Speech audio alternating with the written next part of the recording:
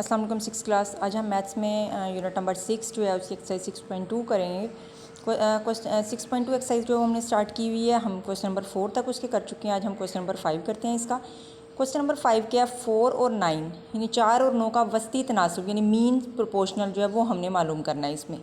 अब means proportional कौन से होते हैं, यानी जो सेंटर वाले 2 एलिमेंट्स होते हैं वो होते हैं, और जो फर्स्ट वाला और फोर्थ वाला होता है वो इसके एक्सट्रीम्स होते हैं। हमने मीन्स प्रोपोर्शन जो है वो फाइंड आउट करते हैं। तो हम इसको सॉल्व करते हैं, ये हम इसका सलूशन स्टार्ट करते हैं।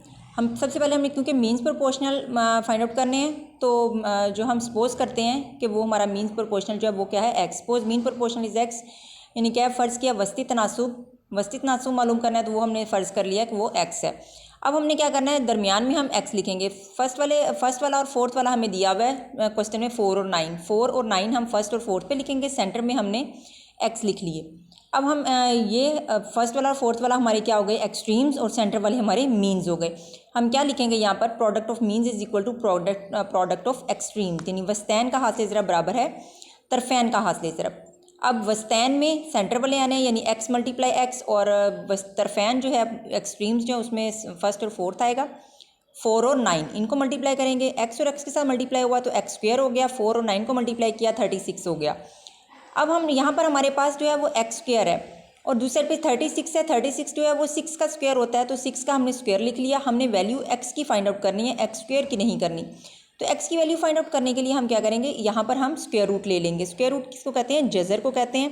यानी जज़र का ये जो ऊपर सिंबल लगा हुआ नज़र आ रहा है आपको एक्स स्क्वायर के ऊपर और 6 स्क्वायर के ऊपर, इसको जज़र का यानी स्क्वायर रूट का सिंबल बोलते हैं।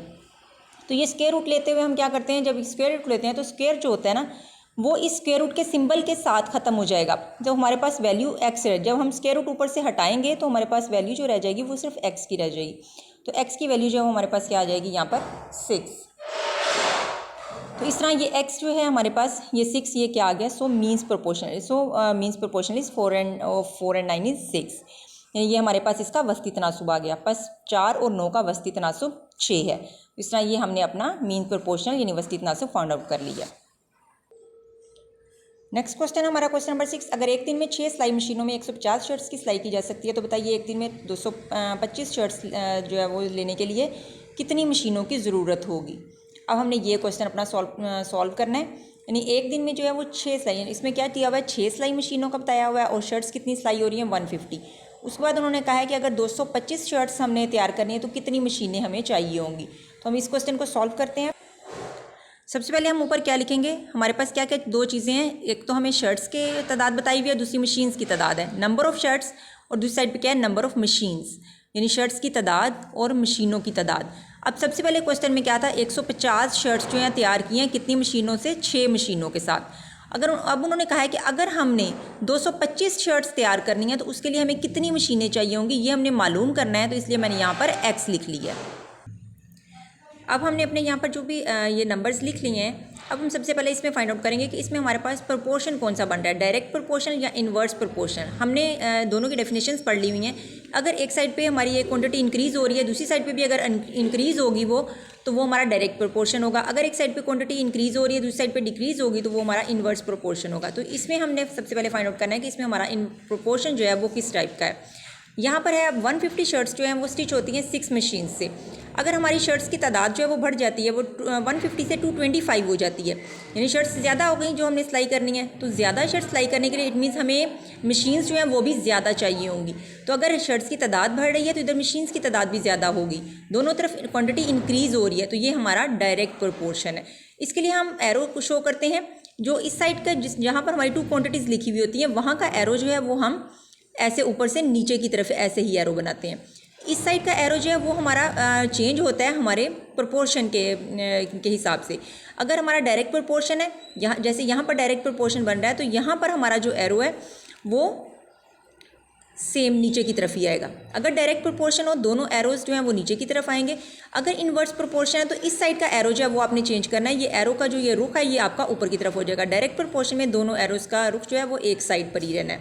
तो ये हमारा डायरेक्ट प्रोपोर्शन है। पहले हम अपना प्रोपोर्शन यहाँ पर मेंशन करेंगे।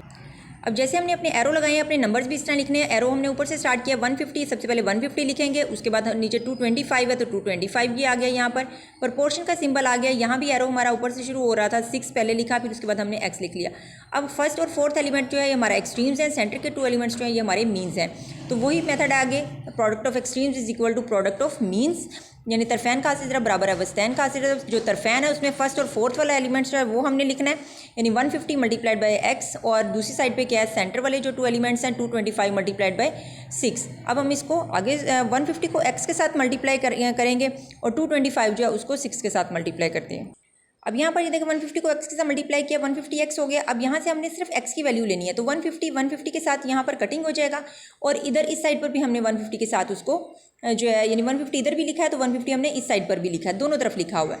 तो ये 150 के साथ कटिंग होगा, और यहाँ पर भी हम इसकी आगे कटिंग करते हैं।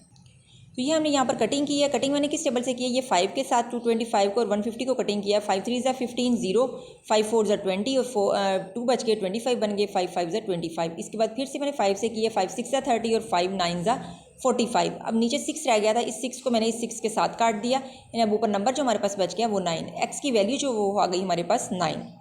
तो यहाँ पर फिर हमने क्या लिखा, so 9 machines are required to stitch 225 shirts, यानी पास 225 शर्ट्स सिलाई करने के लिए 9 मशीनें दरकार होंगी। इस तरह अब हमने इसका जो नेक्स्ट क्वेश्चन एक्सरसाइज का, उसका भी सेम पैटर्न होगा। क्वेश्चन नंबर 7 जो अगर 7 भैंसें 56 लीटर दूध देती है तो 12 भैंसें कितना दूध देंगी।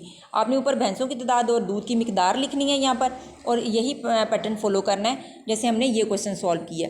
एज इट इज़ उसमें भी जो है वो डायरेक्ट प्रोपोर्शन होगा, एज इट इज़ फॉलो करना है मेथड, और ये क्वेश्चन नेक्स्ट जो है वो अपने होमवर्क में करना है। तो इस तरह आज का आपने क्वेश्चन नंबर 5 6 और 7 तीनों क्वेश्चंस होमवर्क में कंप्लीट करने हैं।